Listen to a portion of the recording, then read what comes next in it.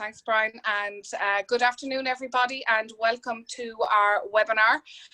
Today, we are going to look at the July stimulus, which I think has probably caused more confusion than anything else, but we're going to take a deep dive into it with three highly commended and respected accountants who are going to give us their advice and I suppose let us know exactly what it is, what's in it for us in terms of business.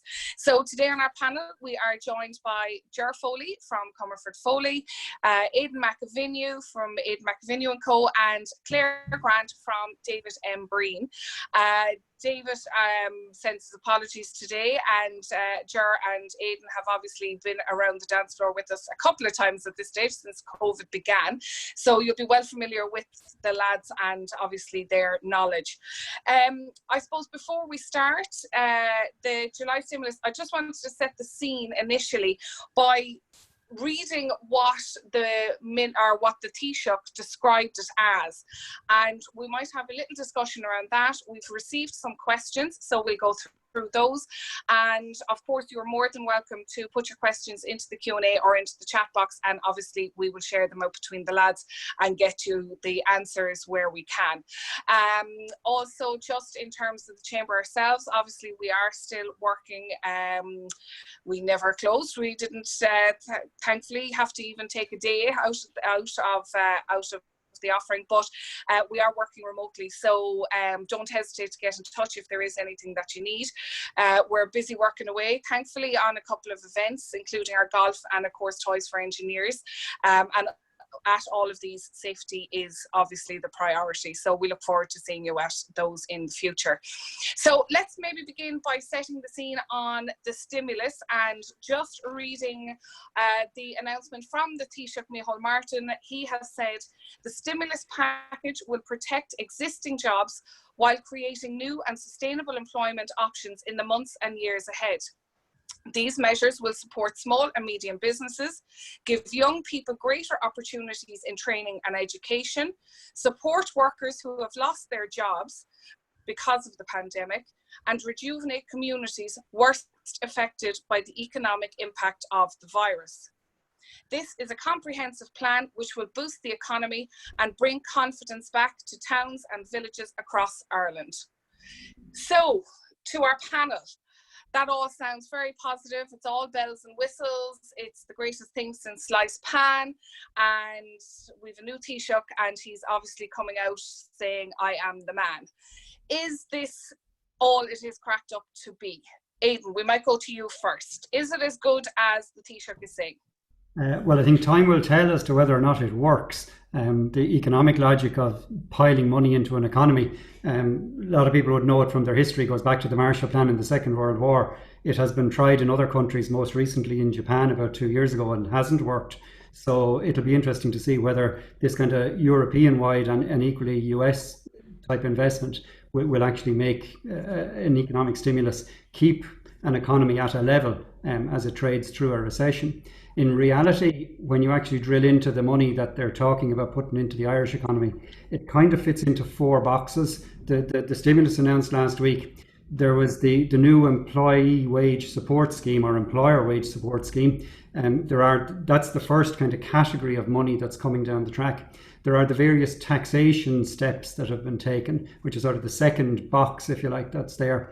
The third box is really to deal with unemployment and the job stimulus steps that are taking. And the fourth kind of category is basically an expansion of a whole range of government expenditure programs where they're giving extra money to lots of fairly well-established schemes. So whether they work or not, I don't know. The first and the third being the wage support and the unemployment element of it is actually 3/4 of the money. So it's very important that that element of it works. And what we learned from the last recession very, very quickly was if you've got people in jobs paying taxes, it's double the benefit of having them on the dole costing you money. So essentially that's what they're trying to do. So we can only hope that it works, but it's definitely worth the effort. Okay. Aidan just mentioned, I suppose, the business element of it. So just, I suppose, to look at the measures, I suppose, in bullet points. A new employment wage support scheme will succeed the temporary wage subsidy scheme and run until April 21. 0% interest for the first year of SME loans. Restart grant for enterprises is being extended and expanded. The waiver of commercial rates extended until the end of September 2020, a 2 billion COVID-19 credit guarantee scheme and other business finance measures, including supports for startups. So I suppose that all sounds good, but I take it when you dive into it, there are concerns. Yeah, there certainly would be concerns. I mean, I suppose just going through some of the supports, the employment wage subsidy support that you mentioned, which is going to replace the temporary wage subsidy scheme. When you look at the amounts involved there, you're talking 200. Employers are going to have to get used to a 203 versus what they're going to get now going forward versus what they were getting of maybe €410 per employee. So that could be as much as a 50% reduction, and also the eligibility period is going to run for the second 6 months of the year. So people will be familiar with the eligibility criteria for the TWSS being a 25% reduction in your turnover for Q2 of 2020.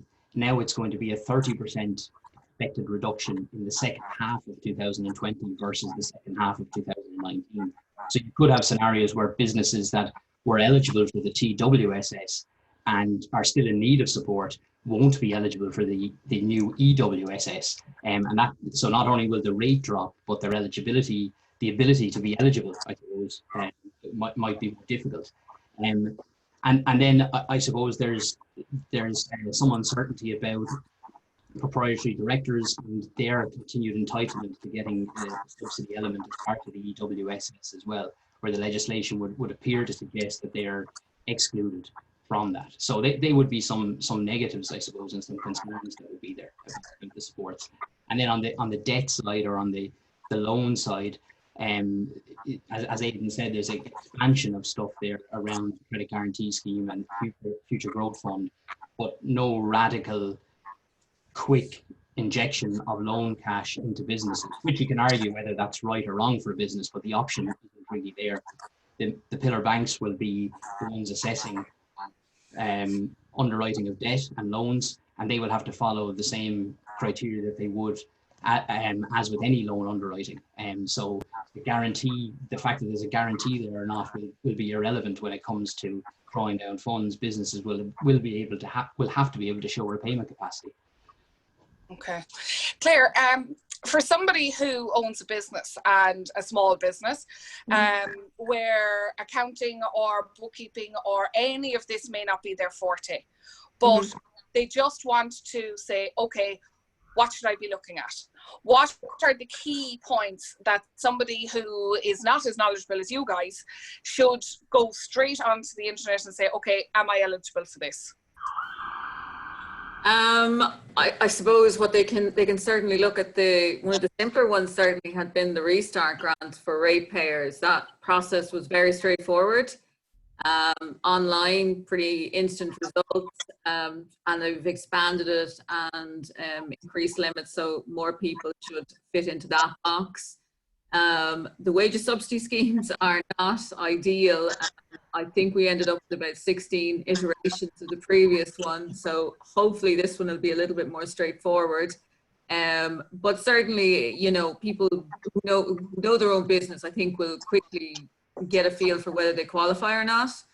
So that's certainly worth looking at. I think, as Joe said, people looking for finance aren't really going to see the landscape change that much. The banks will still have the same criteria, a lot of paperwork needed, a lot of cash flow statements and accounts, and getting the credit guarantee piece is not going to get it over the line. Certainly the LEOs are hugely supportive and useful for, you know, SMEs to even as a portal to get some information.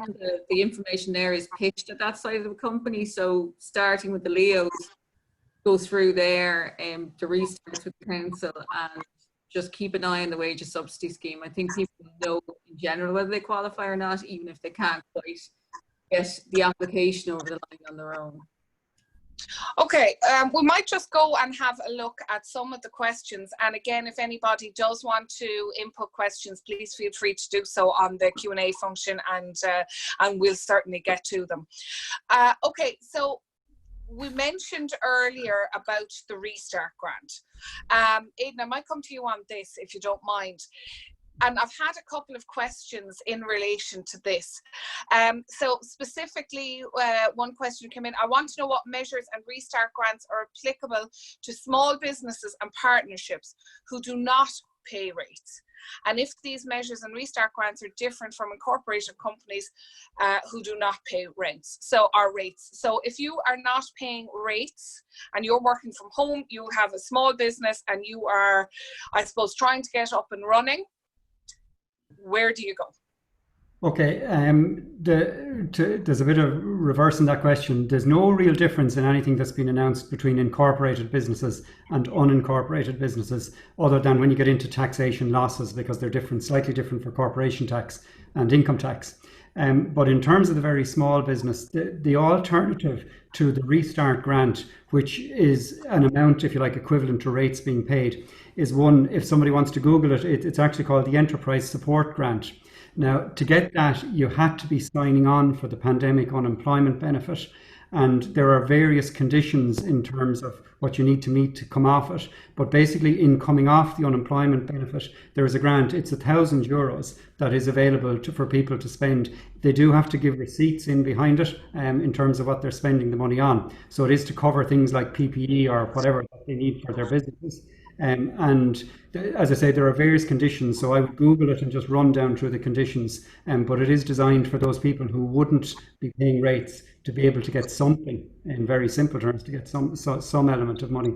After that, you're really into the type of things like the Leo supports, the trading online vouchers, that type of thing. And while currently they're, if you like, out of funds, part of the stimulus package was that there is another tranche of funds coming through for those online vouchers. So there are a few little schemes of that nature that people can get in under, and they're pretty much industry specific. So you would need to know what that person is into in order to see whether it's relevant to them for a particular element of the various schemes that are coming through. I mean, a good example would be if somebody needed to take somebody on in their small business. There is an expansion of the Job Plus scheme. Now, the Job Plus scheme is a grant of €7,500 if you take somebody off the live register. Now, the scheme, as it was constructed, required that the person had to be on the live register for 2 years.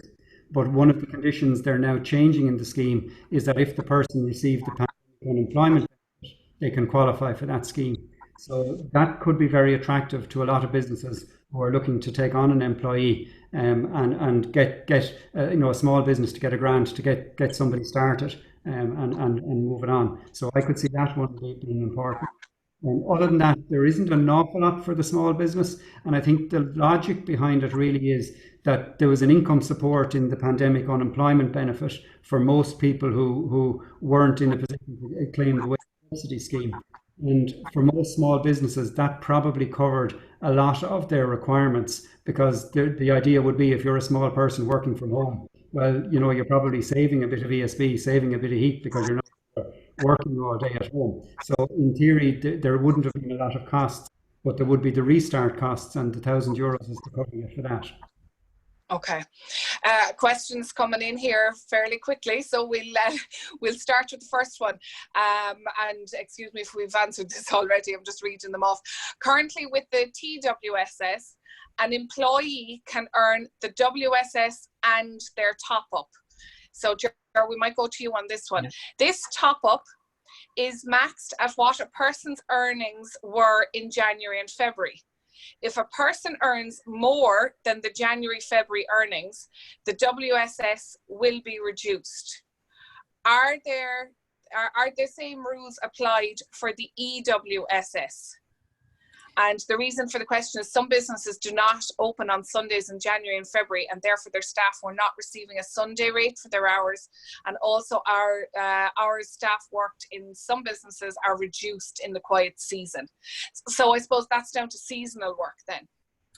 Yeah, and it was a huge anomaly in the TWSS, and has caused and probably will cause HR issues if nothing else, because you had scenarios whereby people might have been working in January and February 20-25 hours, but then when they got to June and July time, they were working 40 hours in the same employment, but the business was on the wage subsidy scheme, and they're to the point of the question, the wages are capped at the average for the January and February based on the calculation. So as a result of that, that's caused a huge raft of issues, and businesses are working through them and dealing with them as best they can, but it has caused issues.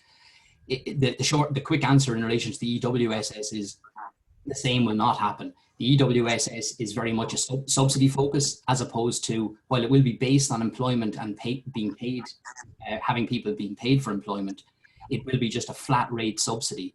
And so if you have somebody that earns at least €203 in a week, they will be what's called a qualifying employee, and the business will get a €203 subsidy for that person. If they earn between, I think it's €151.50 and €200, the subsidy will be €151.50 per week. The payroll for the individual goes through payroll as normal. The only difference will be the employer's PRSI rate will be still on a reduced employer's PRSI percentage of 0.5%, I believe. But Okay. other than that, payroll, to Claire's point, the whole administration of this should become a lot easier for the employer, because they won't have that whole messing around of trying to split amounts out on pay slips. Okay, I'm just going to jump to a question that we did have actually on that 151. So, and it says in the stimulus, no subsidy will apply where gross weekly pay exceeds €1,462, which is great if you can get it, as I said earlier, or is less than €151.50. So back onto the seasonal work thing, Ger. If you are employing teenagers or whatever it be for the summer, and they might be doing 2 shifts a week, but you need lots of them. Yes. You know, and it could be in I suppose, a leisure entertainment or whatever it might be. You're in a bit of trouble, aren't you? Because you're getting nothing towards them, and yet they are registered with revenue. Yeah, correct. I mean, as of now, the way the legislation is drafted, and I suppose that's one thing to point out as well, the legislation is actually before the Dáil today, and I think it's scheduled to be discussed again tomorrow. So there's no revenue guidance as of yet. And the legislation, as with most revenue legislation, is weighted in favour of revenue. It will be how that's interpreted by revenue themselves when they issue their guidance. And guidance is what would have various concessions in it. And we will only see that probably, next week at the earliest, or the week after. So that, it's important just to kind of flag that everything we're discussing, I suppose, is based on just our interpretation of the legislation. But to answer the question, the way it's written, if someone is earning less than €151.50 in a week, they aren't eligible for that employer isn't eligible for a subsidy. Okay, and Claire, sorry, just to add to that, Linda, yeah. On the converse of that, there's some anti-avoidance pieces in there as well about employers maybe trying to plan their workforce to maximize subsidies as well. So, halving somebody's job into 2 jobs to get 2 subsidies, that's provided for as well in the legislation to not allow that happen. Okay, and just on that legislation piece then, and I'm assuming that this question can't be answered until it passes through today or tomorrow, but Claire, you might tackle this one for me. For the new wage subsidy scheme, what happens if you are now forecasting that business will be down 30% on last year, but come to November or December, business may have changed and you may not meet that eligibility at year end? Will you have to repay some or all of the subsidy back? Depending on where the revenue guidance lands, if it's similar to where we were with the wages subsidy scheme, it was a forecast you had to take. So at a point in time, you documented how you believed under the previous scheme you'd have the 25% fall. I would imagine it's something similar, that you'll do a forecast and that where you have a genuine belief that there's going to be a fall in your revenue to meet the criteria, you're eligible. You are obviously able to exit the scheme at any stage where you know with certainty you're no longer meeting the criteria. But again, if it's similar to the previous wages subsidy scheme, that would not require a repayment. It would simply require that you exit the scheme at an appropriate time, that being the point at which you can see that you no longer meet the criteria. So there was no repayments required under the previous scheme. I'd imagine there'll be no repayments under the current scheme, unless Aidan or Ger have any more fine print on that. Well, the legislation as well in terms of detail, that requires that there's actually a monthly review in this particular scheme. So the scheme doesn't start until the 1st of September, and the criteria is that you have to be 30% down or expect to be in the period July through to December. So your first review would effectively be the end of September, at which stage you should be in a position to know your July, August, September turnover and whether you're not your 30% down at that period. You're also supposed to then project forward, and if you actually believe you're not entitled to the scheme, you're meant to now exit this one immediately. It's tighter because it's actually within the legislation than the previous scheme in terms of what's required. And the monthly review is something that Revenue may request. And even with the other scheme, with the old scheme, people are already getting letters in terms of requesting the detail of, what did you originally think and what was the actual outcome. So this scheme, we can expect the same type of compliance letters are going to start issuing to people as to what were you thinking and what was your actual turnover in the period. So this one is slightly more managed, the way I would describe it. You're alluded to that by saying, we can feel revenue when we read the detail of it. This isn't as a political scheme, just a bit more control in the structure. But it should be much simpler to operate because of the way that it's actually being applied. It is a direct subsidy to the employer. So the payrolls will run as normally, and it should be much easier to administer. Okay, just sorry, there's a couple of other questions coming in here as well. I'm just trying to track them all. Let's go to the first one. Ger, you might look at this one for me. As regards rates, do you have to apply directly to the council for the 6-month suspension? Yes, you do. Okay, great. One answered very quickly. Thanks very much. Okay, the next one. Sorry, suspension is the wrong phrase, but it's a waiver. Waiver, okay. As opposed to suspension, yeah. Okay, and actually, do you know what? We might just say, Aidan, I might pop back to you on this because this has come up as well with somebody who was paying quite a large amount of rates last year. They moved premises and their rates are now dramatically reduced. They went to the council for the restart grant, but were basically told, that they cannot apply for it now. So they're still paying rates. So let's say they're paying $2,000 in rates compared to 10 grand last year. And is there a reason for this? I mean, is it just based on the current rates that they're paying, and what you paid last year is what you paid last year? Should they be still able to apply for something? Is it just maybe that they need to look at their application? No, this caused enormous confusion at the start of the scheme in terms of the way it's structured. So the restart grant gives an amount by way of the restart grant equivalent to rates paid in the previous year. So a lot of people, and I suppose the analogy to this is, when somebody says is the glass half full or the glass half empty, the accountant would often say, or did somebody make the glass the wrong size? There's an element of this one is a little bit like that. The restart grant is a restart grant. Nowhere within the guidance did it actually say we're going to give you back your rates that you paid last year.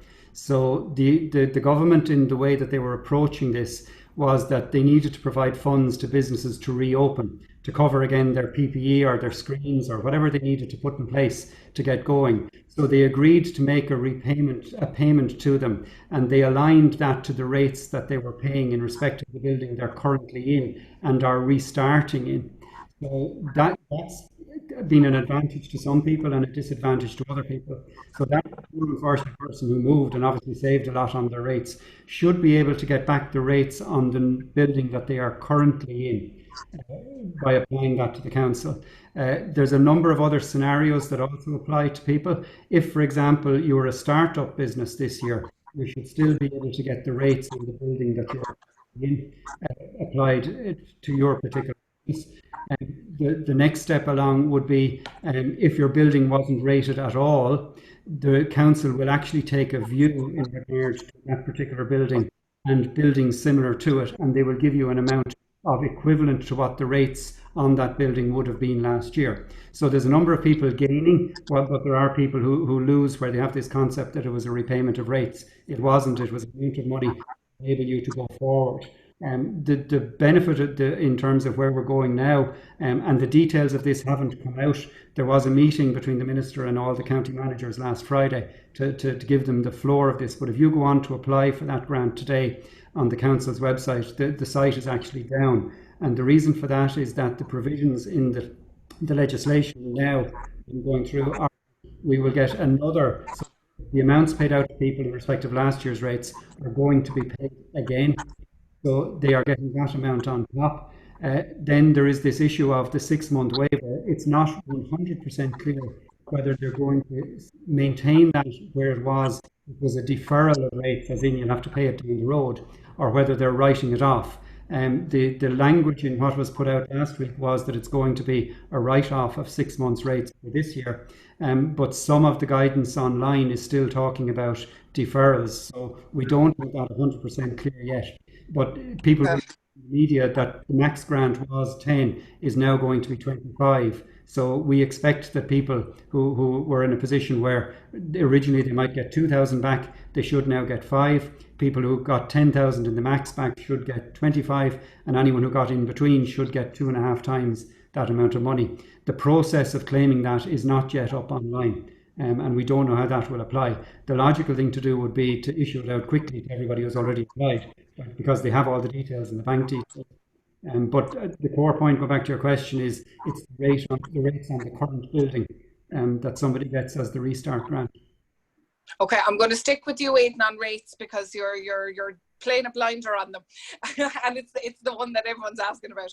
If a company avails, and I think we may have answered this, but if a company availed of the moratorium on commercial rates for a 3-month period, have the government or local council decided on how this moratorium is to be handled? Do the rates for these months get turned into a grant, or will the council spread them over the remaining billing period, or will the council require the 3 months to be paid out once, or is there another option being explored?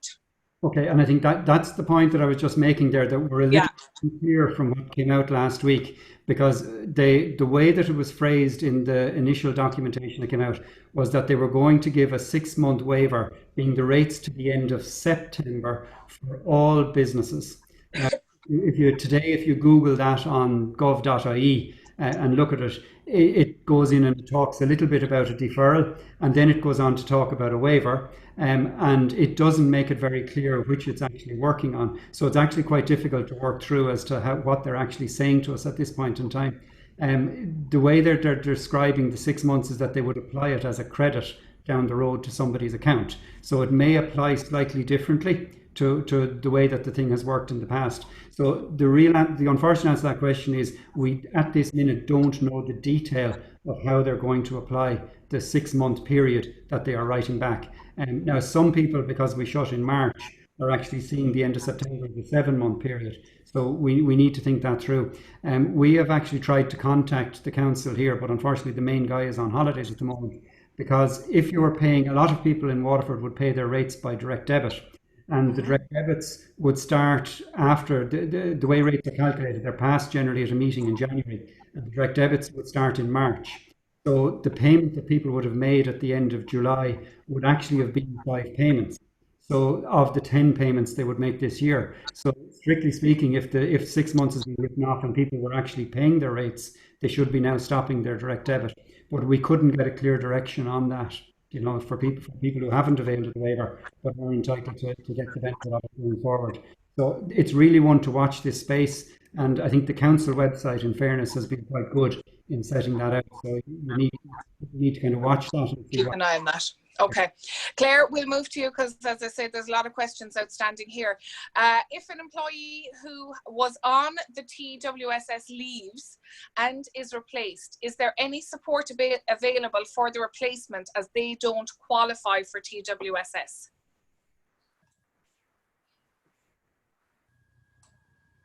They should look at the new scheme, the EWSS, which is available for employees who would have not been on the payroll previously. So that should be the option. It's not quite the same scheme as we spoke about. You'll have those two, it's either €203 per employee or 151. So maybe not as beneficial, but that would be the option, the new scheme. Okay, and Claire, I'll stick with you if that's all right. Will the EWSS be the same as the TWSS, whereby employees are not paying PAYE if they are on the TWSS?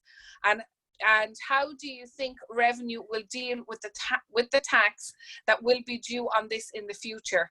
This is one of the biggest issues with our employees, as they have no idea what the future impact will be. Okay, so under the old scheme, the TWSS, the $350 per week, or those amounts were not being taxed, as employees are aware, and they are taxable. So people will find there is a tax amount due at the end of the period. So anyone who might need to file an income tax return, it will catch up fairly quickly. For a lot of employees, depending on the level of salary, it may not be hugely significant, and I would assume that it may be an adjustment to credits for the next couple of years, something like that, rather than an actual payment demand. But we haven't seen anyone getting to that point yet. Presume people are not. I'd imagine it'll be an adjustment to a credit rather than somebody actually outlaying a payment. In relation then to the new scheme, I think as Ger said, it's a simpler scheme. Your payroll is your payroll, and the payment is a subsidy to the employer. So whatever is going through your payroll will be taxed as normal payroll. So it won't build up the same issues for the employees as the TWSS did. So from the end of August, the amount that's untaxed will have stopped, and whatever is paid under the new scheme, the employee will be done and dusted with their payroll, and the employer will just have a subsidy coming through. There will be a benefit to the employer and the employer's PSI, but that won't impact the employee's take home. Okay, perfect. And I think you've just answered our next question, which is, can a company get the subsidy of 203 for new staff hired after the end of July, or what does this cut-off date mean? So yes, I take it as to the first part, they can get the new subsidy. They can. Now, I'm not 100% sure if you're on the old scheme, can you be on both schemes? Perhaps Aidan or Ger have the answer to that. Yeah, just on that, Linda, as well, the one thing not to forget in all of these is that the turnover eligibility still needs to be met. So it's not a matter of when you've got the employee or how much you're paying them. So, I do think that the eligibility will be an issue for some businesses. So from the 1st of July, anyone hired or on the payroll after the 1st of July will become a qualifying employee. So there's two categories of qualifying employee. One is if you were a qualifying employee under the TWS, you remain a qualifying employee, and anyone hired after the 1st of July, unless that person is a proprietary director or connected to a proprietary director, unless the connected person was actually on the payroll from the 1st of July last year, 2019. And this is anti-avoidance, so that you're not hiring your entire family after the 1st of July and they're all getting €203 subsidy. So that's for the qualifying employee piece, but the employer also has to be a qualifying employer, which is driven by their turnover eligibility. While clearer than the TWSS, because it doesn't muddy the waters with the affordability and the unable to pay piece, it has upped the threshold from 25 to 30% for a period of time when a lot more businesses are open, obviously. So, a business that really suffered in the 3 months to the end of June may actually be doing okay in comparison to that 6-month period last year, and they won't be eligible. Yeah, okay. Ger, you mentioned there about the qualifying employees for the scheme do not include proprietary directors or certain connected persons. I think that's what it states in the stimulus. That's a bit of a concern, I would think, particularly for our members, a lot of whom are, you know, owners of their own business, or they might be sole traders. Are they eligible for anything, or is that just it? If you're a director, you're done. Yeah, and again, I suppose coming back to the point of the legislation and how it's written, you could interpret it two ways. And myself and Aidan were talking about this earlier. If you felt that revenue, if you want to give them the benefit of the doubt, my view on it is that what they're trying to restrict is new proprietary directors coming on. But it could also be that they're trying to eliminate all proprietary directors, and we'll have to wait for the guidance for that. If it is a case that they're eliminating all proprietary directors, I think it's an absolute disaster for a huge amount of the mom and pop companies, because you're going to have husband and wife, both probably proprietary directors, and especially those based in the hospitality sector, because they will now be eligible for nothing if that is the case. So it's very poor form, because there isn't. Yeah, and that's a concern with the hospitality, because I mean, if they're not entitled to the subsidy through that, and obviously if they're taking on seasonal workers who might be teenagers or earning under the 151 a week doing a shift or two, they're really not entitled to anything. That's correct. Yeah, you know, obviously apart from the likes of the Restart grants, etc. But in terms of direct employment support, they're very exposed, especially when they have been getting the TWSS for those two directors up to this point. That will just go like a cliff on the 31st of August. Yeah, well, look, we might keep an eye on that, and we'll certainly, from a chamber perspective, you know, if there's lobbying needs to be done, we might put our heads together and certainly make representation on that, because really that's very concerning. You know, I mean, there's so many SMEs in Waterford that would rely on that, so I think that's something we need to just bear in mind going forward. Aidan, I might just come to you on what is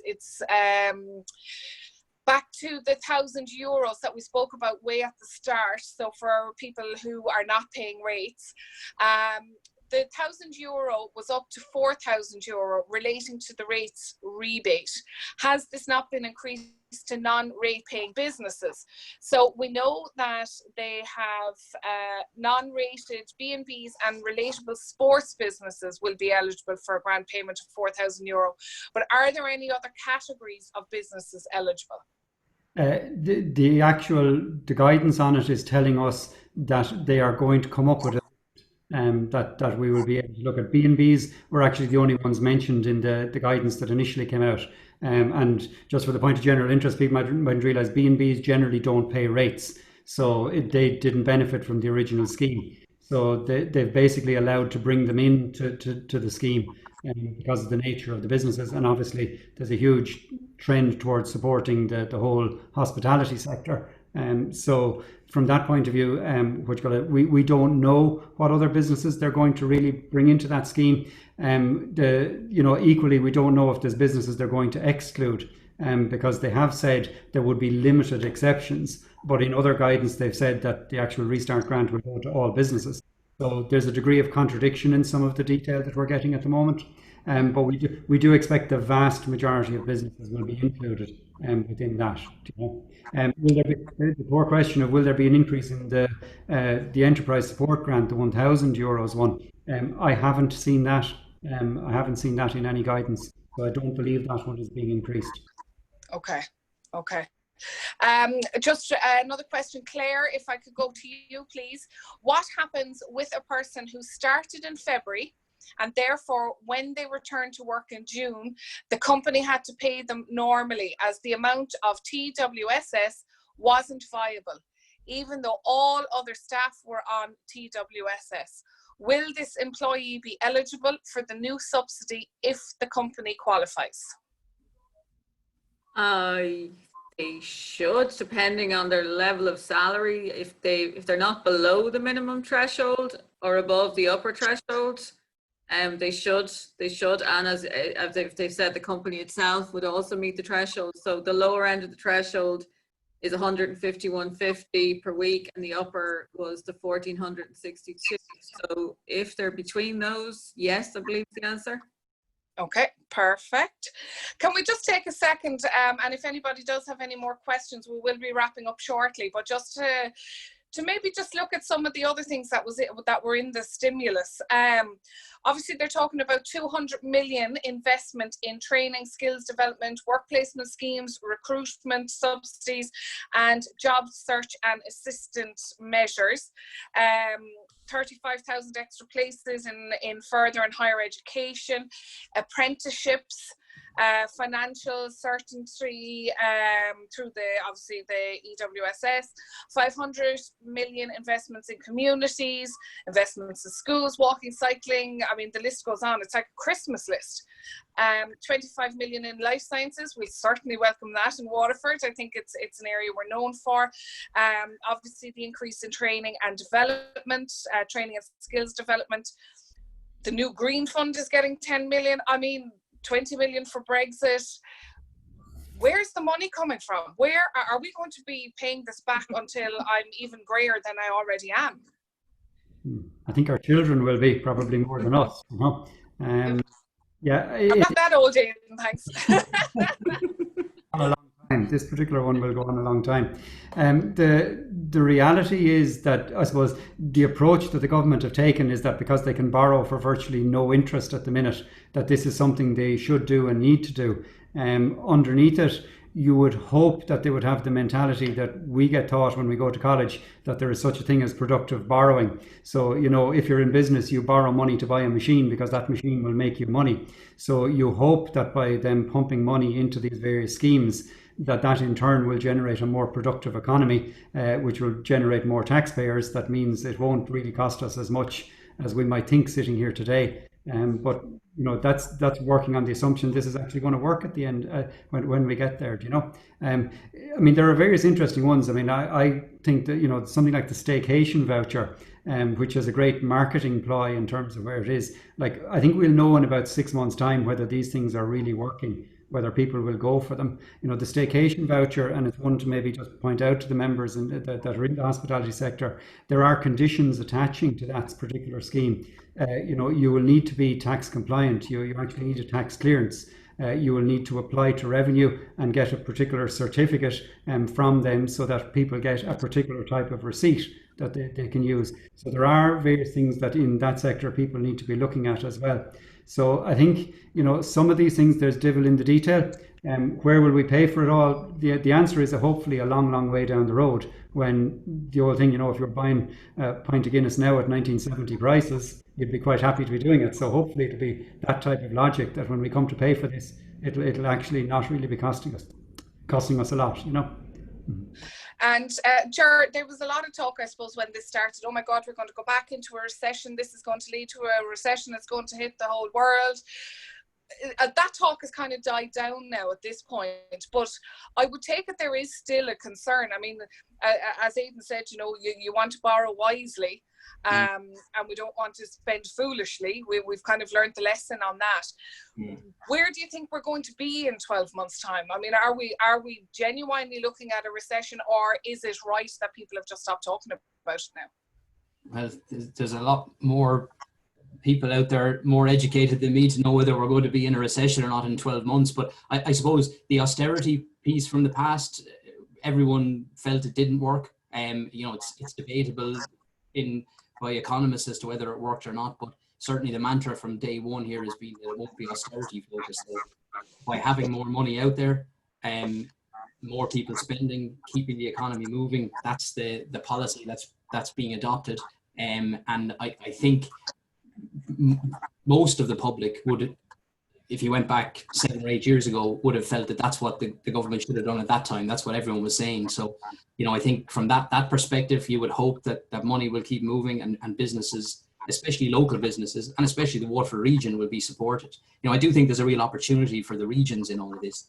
You know, because you're already hearing the anecdotal stories of people wanting to relocate back to the southeast, or, you know, instead of buying their property in Dublin, they'll buy it in Waterford. And now that they know they can work remotely and that it works. And I think if Waterford can somehow capture that and put in place the resources and the infrastructure that supports that, I think it could be a real opportunity for Waterford in the south.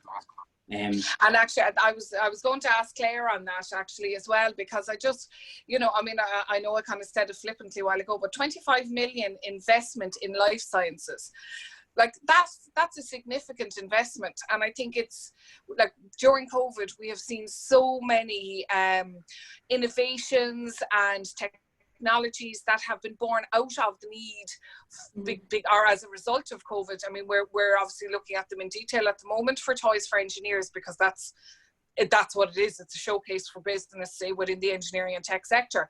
But I suppose money like that, Claire, if we were to invest it properly in Waterford, we heard yesterday about the new executive director for the TUS, for the Technological University. Really, we could use this to our advantage, I would think. I think, yeah, it's a significant amount of money.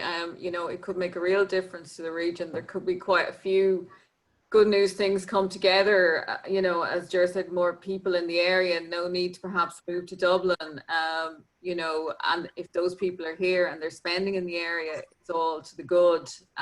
You know, I think, you know, anything to do with the new university, the technological university would be a huge boost to the region. I think that's, you know, the perennial that we're always missing.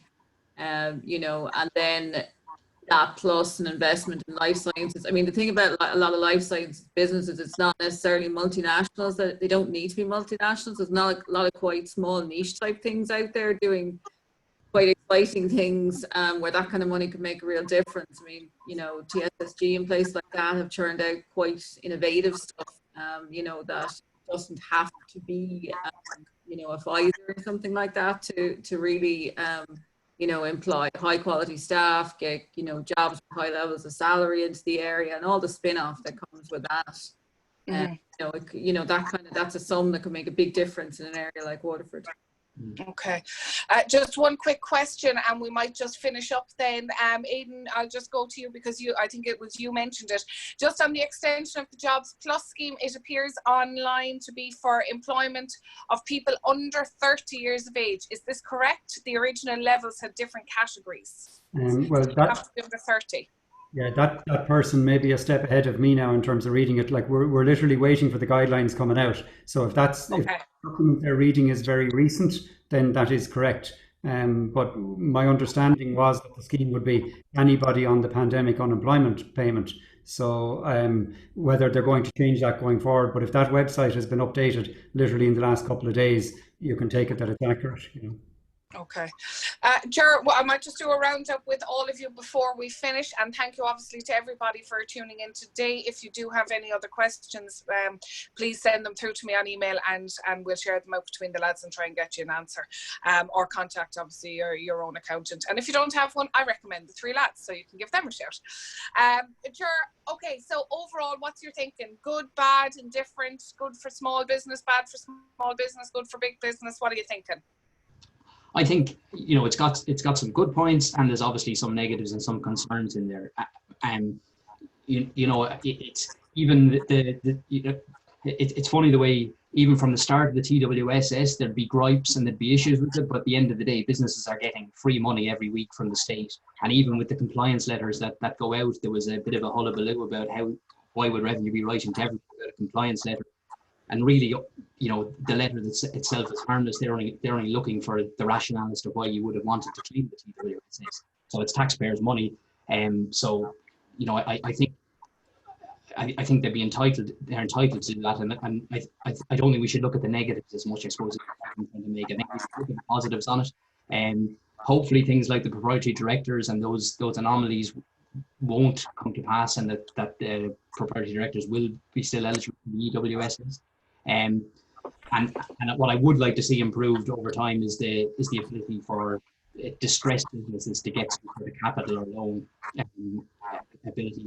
Not distressed in terms of digging a bigger hole for themselves, but certainly the sectoral targeted businesses like hospitality that's obviously going to go into a lean winter period, but still possibly has a viable business into next spring and beyond. they need serious support over the next 8 or 12 months. Okay, thanks, Ger. Claire, any points of note from your perspective, good, bad, or indifferent, or what's your overall feeling? I think overall there is a lot of good there. There's a couple of points like the VAT reduction and things that weren't mentioned that, you know, will either help businesses or put some money back in consumers' pockets, which is not bad.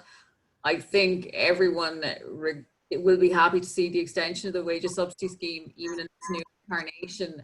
It has been a huge positive for businesses, and it has kept a lot of people in work that may otherwise not be in work. And I think that will be sort of perpetuating that. It helps people get over that gap where they're not sure what the future holds.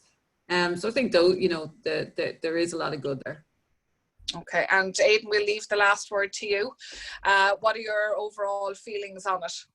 My overall feelings would be the scheme, all the various bits of schemes, I think, add up to quite a good mix of packages within the areas that the government work within. I think if people are actually get out there and spend money, the economy will work very, very well. In terms of the actual detail of the legislation that went through, people need to tread with care and actually keep communicating with their accountants as they're going through. And I'll just give you an example, like Claire alluded to one there, but one of the other ones would be the actual warehousing of tax debts that we didn't talk about. There is a requirement on that one that you must actually apply for it before the end of September. So a lot of people could slip through if they've parked VAT and PAYE, thinking that what's in the media, that there'll be a 12-month interest-free period, and then they can go and do a deal with revenue on the period thereafter. There is an actual requirement that you basically must apply before the end of September and stay tax compliant thereafter. So there's a few little tricks within the bits and pieces that have come out. So I think it goes back again that people need to read it, check the detail, make sure there's no devil in the detail for them. And from that, the only other point that I think I would make, one of the credit guarantee points that I picked up on was that in the new scheme, they will allow refinancing of debt in the credit guarantee scheme. That's a new one, and it could be very attractive to some businesses to look at their debt at this particular stage and refinance it at better terms. Previously, it had to be new debt for new borrowing. So there are various things that everybody, if you think it impacts you, go ask the questions, because otherwise you won't get the detail and know whether you can get the benefits. And there is a lot in it. I mean, there are probably 60 or 70 points within the July stimulus. So not everybody's going to know everything. So you have to pick it out and tailor for yourself and your particular circumstances. Okay, thanks, Aidan. And look, I suppose kind of pre-budget now again, we might reconvene and see where we're at and things like that. Aidan mentioned obviously get the money into the economy. Yes, please. We're obviously very involved in the support or the Shop Waterford Support Local campaign. So we are appealing to everybody to please shop local. We have our own gift voucher scheme obviously going at the moment, which is tax-free up to €500 per employee. So if you are looking at summer bonuses or thinking about your Christmas bonuses, please consider the Waterford gift vouchers, because they will be spent in over 160 outlets across Waterford and Tramore, and they're a great way to support your employees who, to be fair, have probably had a rough time of it in recent months. So look, I think that's it from us today. I know there was an awful lot of information. We didn't get to touch on everything. We wanted to really keep it within the hour, and I think we've just done that. If you do have any questions, please don't hesitate to get in touch. We're here all the time to support you in any way that we can, and thank you for joining us today. Special thanks obviously to my panel, to Ger Foley from Comerford Foley and Tramore, Aidan McAvinue from Aidan McAvinue & Co, and Claire Grant from David M. Breen. Thanks again, everybody, and stay safe. Bye. Thanks, William. Bye.